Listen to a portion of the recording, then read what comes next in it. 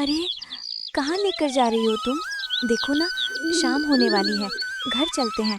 अगर माँ को पता लग गया तो आज खाना भी नहीं मिलेगा। अरे बस थोड़ा सा और चलना श्रुति। कुछ ही दिनों में तेरा विवाह है, फिर तू ससुराल चली जाएगी। उसके बाद मेरे साथ ऐसे घूमना भूल ही जाएगी। लेकिन यहाँ भी तो इतने फूल हैं। यहीं तोड़ लेते हैं ना। आगे जाने की क्या जरूरत है? मुझे सबसे सुंदर फूल चाहिए। बस थोड़ा सा और, उसके बाद पक्का घर चलेंगे।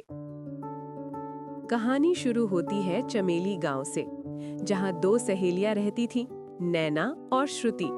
बचपन से दोनों की दोस्ती इतनी गहरी थी कि लोग उनकी मिसाल देते थे।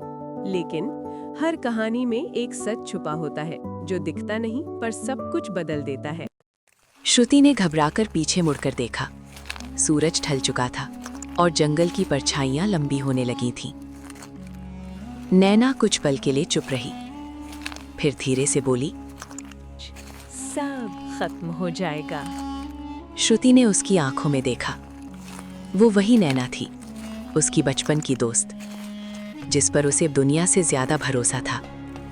और वो उसके साथ आगे बढ़ गई। जैसे जैसे वो आगे बढ़ रही थी, आसमान का रंग बदलता जा रहा था। नीला आसमान धीरे धीरे काला हो चुका था। हवा ठंडी और भारी हो गई थी, जैसे कोई उन्हें देख रहा हो। उधर नैना, उसके चेहरे पर एक हल्की मुस्कान थी, लेकिन उसकी आंखों में कुछ ऐसा था जो पहले कभी नहीं था। एक खतरनाक सुकून। वो मन ही मन बुदबुदाई। कुछ ही देर में वो दोनों एक ऐसी जगह पहुंच गईं जहां हर तरफ सिर्फ काले फूल थे। ना कोई चिड़िया, ना कोई जानवर, ना हवा की आवाज, बस सन्नाटा। श्रुति के कदम वहीं रुक गए। नैना धीरे धीरे उसकी ओर मुड़ी। उसकी आंखों में अब कोई अपनापन नहीं था, बस ठंडा अंधेरा। उसने हल्की मुस्कान के साथ पूछा, डर लग रहा है? नैना, ये वही जगह है। मेरी दादी कहती थी, काले फूल इस दुनिया में सिर्फ एक ही जगह मिलते हैं। वो जगह जहाँ से 7वां लोक शुरू होता है। हमें यहाँ नहीं रुकना चाहिए। चलना प्लीज। अब उसकी आवाज में डर साफ झलक रहा था। श्रुति कुछ समझ पाती उससे पहले नैना ने अपनी कमर से एक छोटी सी पोटली निकाली। उसमें से राख जैसी कोई चीज निकाली और एक झटके में उसे श्रुति की तरफ उड़ा दिया। नैना, ये क्या? नैना, मुझे बचाओ। श्रुति की बात पूरी भी नहीं हुई कि उसके शरीर में अजीब सा कंपन होने लगा। उसकी आंखों के सामने अंधेरा छा गया। उसका शरीर जैसे जलने लगा। उसकी आवाज टूटने लगी। अचानक उसके शरीर से एक तेज पीली रोशनी निकलने लगी।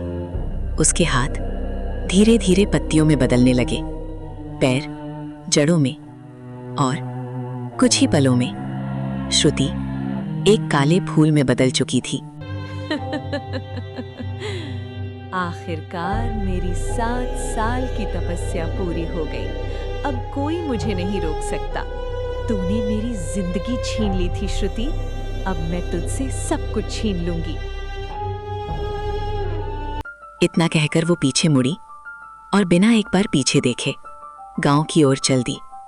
लेकिन उसे नहीं पता था कि इस पूरे समय एक आदमी पेड़ के पीछे छुपा हुआ सब कुछ देख रहा था।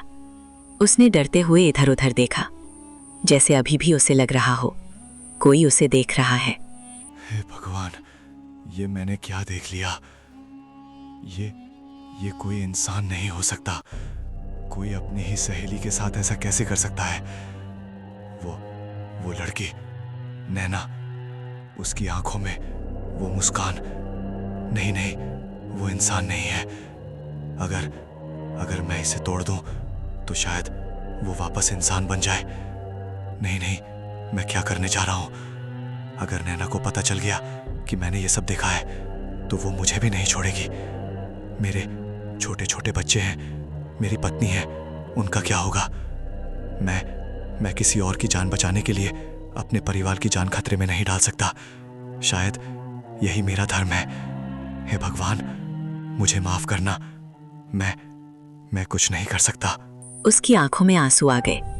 वो पीछे हट गया, धीरे धीरे, डरते हुए, और फिर अचानक मुड़ा और जितनी तेज दौड़ सकता था वहां से भाग गया। उधर काला फूल बनी श्रुति सब कुछ सुन रही थी, लेकिन कुछ कर नहीं पा रही थी। सातवें लोक की उस अंधेरी दुनिया में श्रुति एक काले फूल में कैद अकेली रह गई थी। नैना तेज कदम से गांव की ओर बढ़ रही थी। जंगल का अंधेरा अभी भी उसके पीछे था, लेकिन उसके चेहरे पर डर नहीं, एक अजीब सा सुकून था। वो धीरे से मुस्कुराई। गांव के पास पहुंचते ही उसने अपने चेहरे के भाव बदल लिए। आंखों में हल्की नमी, चेहरे पर घबराहट, जैसे सच में कुछ गलत हो गया हो। वो दौड़ते हुए श्रुति के घर पहुंची। अंदर से श्रुति की मां बाहर आई। नैना कुछ पल के लिए चुप रही, फिर उसकी आवाज कांपने लगी। उसकी आंखों से नकली आंसू गिरने लगे। चाची, क्या हुआ नैना? श्रुति कहाँ है? चाची, हम दोनों साथ गए थे, लेकिन रास्ते में अचानक मेरे पेट में बहुत तेज दर्द होने लगा। मैं वापस आ गई। श्रुति ने कहा वो बस थोड़ी देर में आ जाएगी, लेकिन चाची वो अभी तक नहीं आई। तू उसे अकेला छोड़कर कैसे आ गई? मेरी बच्ची कभी इतनी देर नहीं करती। घर में सन्नाटा छा गया। श्रुति की मां का चेहरा सफेद पड़ गया। पीछे खड़ी दादी की आवाज कांप उठी। नैना ने सिर झुका लिया, लेकिन उसके होठों पर छुपी मुस्कान अब भी वही थी। कुछ ही देर में पूरा गांव इकट्ठा हो गया। हर कोई श्रुति को ढूंढने निकल पड़ा। रात गहराती जा रही थी। लोग मशाले लेकर जंगल में घूम रहे थे, लेकिन श्रुति कहीं नहीं मिली। उधर नैना भी उनके साथ थी, लेकिन उसकी नजर बार बार एक ही इंसान पर जा रही थी, आरव। आरव का चेहरा चिंता से भरा था। उसकी आंखें हर दिशा में श्रुति को ढूंढ रही थी। नैना मन ही मन मुस्कुराई। बस थोड़ा और, अब तुम हमेशा के लिए मेरे हो जाओगे। अगली सुबह गांव में फुसफुसाहट शुरू हुई। सुनाए, श्रुति किसी के साथ भाग गई। नहीं, मैंने भी यही सुना। वो खुश नहीं थी इस शादी से। धीरे धीरे ये फुसफुसाहट अफवाह बन गई, और उस अफवाह को हवा देने वाली कोई और नहीं, खुद नैना थी। वो अलग अलग लोगों से जाकर कह रही थी, मैंने खुद देखा था, वो किसी से मिलने जा रही थी। धीरे धीरे झूठ सच बनता जा रहा था। उधर आरव अब भी चुप था, लेकिन उसके अंदर कुछ टूट रहा था। श्रुति ऐसा नहीं कर सकती। वो मुझे छोड़कर नहीं जा सकती। नहीं, ये सच नहीं हो सकता। उधर नैना अपने घर में आईने के सामने खड़ी थी। उसने खुद को ध्यान से देखा और हल्की मुस्कान के साथ बोली, 7 साल, पूरे 7 साल इंतजार किया है मैंने। कल सब मेरा होगा, आरव भी और उसकी जिंदगी भी। उसकी आंखों में अब से फेक चीज थी, पागलपन भरा प्यार और खतरनाक जुनून। उधर 7वें लोक की उस अंधेरी दुनिया में श्रुति अब भी एक काले फूल में कैद थी। हर रात वो दर्द से कराहती, लेकिन उसकी आवाज, मैंने क्या गलती की? अगर नैना को कुछ चाहिए था तो मुझसे मांग लेती, मैं तो अपनी जान भी दे देती। गांव में आरव अब भी चैन से नहीं बैठ पा रहा था। पूरा गांव मान चुका था श्रुति भाग गई है, लेकिन आरव के दिल में एक ही आवाज थी। उस रात वो अकेले ही जंगल की तरफ निकल पड़ा। चारों तरफ सन्नाटा था, हवा भी जैसे रुक गई थी। अचानक उसे दूर एक टिमटिमाती रोशनी दिखी। वो धीरे धीरे उस तरफ बढ़ा। वहां एक बूढ़ा बाबा ध्यान में बैठे थे। बाबा, मेरी मदद कीजिए। तुम जिसको ढूंढ रहे हो वो अब इस दुनिया में नहीं है। क्या मतलब? आरव के पैरों तले जमीन खिसक गई। उसे 7वें लोक में कैद कर दिया गया है। किसने? जिस पर तुम सबसे ज्यादा भरोसा करते हो। नैना? नहीं, ये नहीं हो सकता। नैना ऐसा कभी नहीं कर सकती। हाँ, प्यार जब जुनून बन जाता है तो इंसान कुछ भी कर सकता है। नैना ने 7 साल तक काला तंत्र सीखा है और उसी ताकत से उसने श्रुति को उस लोक में कैद कर दिया। समय बहुत कम है। 41वें दिन से पहले अगर श्रुति को उस फूल से आज़ाद नहीं किया गया तो वो हमेशा के लिए उस अंधेरे लोक का हिस्सा बन जाएगी। आज 40वां दिन है, तो मुझे क्या करना होगा? वो खुद उस जगह आएगी और तभी तुम उसे हरा सकते हो। आरव को विश्वास नहीं हो रहा था। आरव का दिल डूब गया। अब सिर्फ एक रात बची थी। उधर नैना अपने कमरे में खड़ी थी, आईने के सामने। उसने खुद को देखा और हल्की मुस्कान के साथ बोली, भी आज सब खत्म हो जाएगा। लेकिन उसे नहीं पता था, खेल अब पलटने वाला है। उधर काले फूल में कैद श्रुति। रात गहरी हो चुकी थी। जंगल पहले से भी ज्यादा खामोश था। हवा तक जैसे रुक गई थी। आज 41वीं रात थी, आखिरी मौका। उधर नैना धीरे धीरे उसी जगह की ओर बढ़ रही थी जहां काले फूलों का जंगल था। उसके चेहरे पर सुकून था, जैसे उसने सब कुछ जीत लिया हो। वो उस काले फूल के पास पहुंची जहां श्रुति कैद थी। वो झुकी और धीरे से बोली, मेरी प्यारी सहेली, आज तेरी आखिरी रात है और कल मेरी शादी आरव से। जानती है, 7 साल तक मैंने हर रात जागकर तंत्र सीखा, सिर्फ उसे पाने के लिए, और तू सब कुछ मुझसे छीनने आई थी। अचानक पीछे से एक आवाज गूंजी, ये शादी कभी नहीं होगी। नैना चौंक गई। वो पीछे मुड़ी। आरव सामने खड़ा था। उसकी आंखों में डर नहीं था, सिर्फ गुस्सा और प्यार। तो सच पता चल गया? तूने ऐसा क्यों किया?